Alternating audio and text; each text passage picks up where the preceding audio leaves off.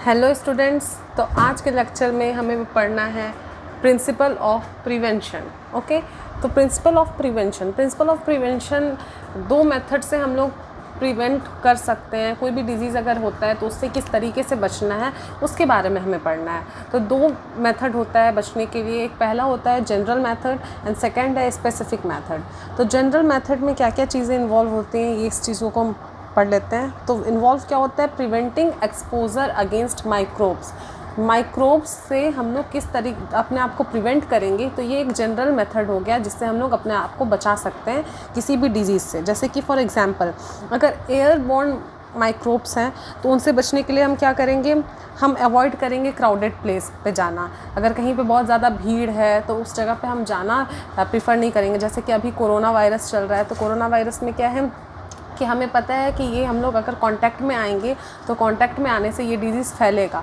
तो जिसके वजह से क्या हो रहा है कि लोग एक दूसरे से डिस्टेंस बना के रख रहे हैं, लोग मास्क का यूज़ कर रहे हैं, लोग सैनिटाइज़र का यूज़ कर रहे हैं। तो ये क्या, ये प्रिवेंशन है कि उस डिजीज़ से बचने के लिए हम लोग प्रिवेंट ले रहे हैं कि किस तरीके से हम बच सकें।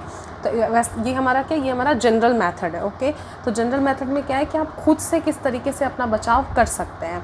जैसे एयरबोर्न डिजीज़ है तो आप क्राउड प्लेस में नहीं जाइए। अगर वाटर बॉर्न डिजीज़ है तो उसमें आप क्या करिएगा कि आप कंटामिनेटेड वाटर का यूज़ ना करें। एंड अगर वेक्टर बॉर्न डिजीज़ है, अगर किसी चीज़ के थ्रू वो फैल रहा है तो इसमें आप क्या कर सकते हैं, आप अपने इन्वायरमेंट को क्लीन रखिए। तो इस तरीके से आप अपना बचाव कर सकते हैं। फिर सेकंड है by boosting the immune system.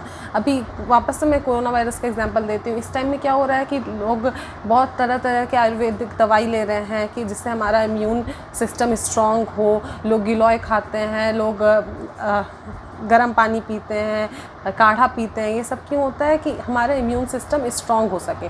तो by boosting the immune system का मतलब यही है कि हम अपने इम्यून सिस्टम को स्ट्रॉन्ग बनाना। और अपने इम्यून सिस्टम को स्ट्रॉन्ग लोग कैसे बना सकते हैं, हेल्दी खाना खा के, सही डाइट करके। तो इसी तरीके से आप विटामिन का सही मात्रा लीजिए, प्रोटीन का सही मात्रा लीजिए, मिनरल्स का सही मात्रा लीजिए।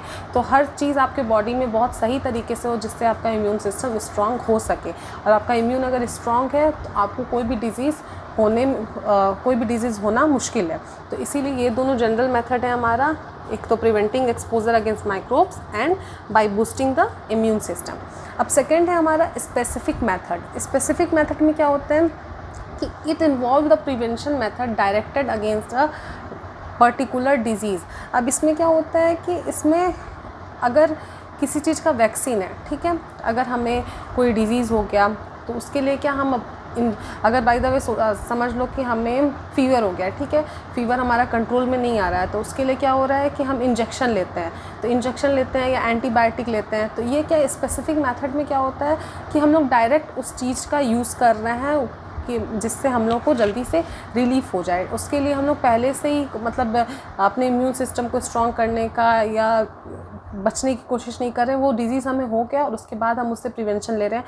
या फिर आप इसका एग्जांपल ले सकते हैं पोलियो का टीका क्या बचपन से ही बच्चों को लगाया जाता है। तो वो क्यों ऐसा किया जाता है, ताकि वो उसकी जो एंटी बॉडीज़ हैं वो बॉडी के अंदर बन जाए।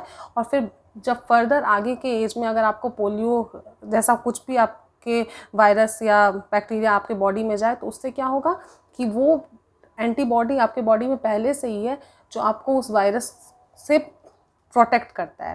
तो इसीलिए इसको क्या कहते हैं, हम स्पेसिफिक मेथड कहते हैं, जिसमें हम लोग इम्यूनाइजेशन के हेल्प से अपने आप को डिजीज़ फ्री रखते हैं। ओके, तो आई होप आपको क्लियर हो गया हो general method and specific method. ये हमारा आज का लास्ट लेक्चर है। अगर कुछ चीज़ें छूटी होंगी तो उनको मैं छोटे से वीडियो में कवर करा दूंगी। इतना बड़ा चैप्टर नहीं था why do we fall ill. आप इसको एनसीईआरटी में खुद से पढ़ें जिससे कि आपको और अच्छे तरीके से सारी चीज़ें समझ में आए। Okay, thank you.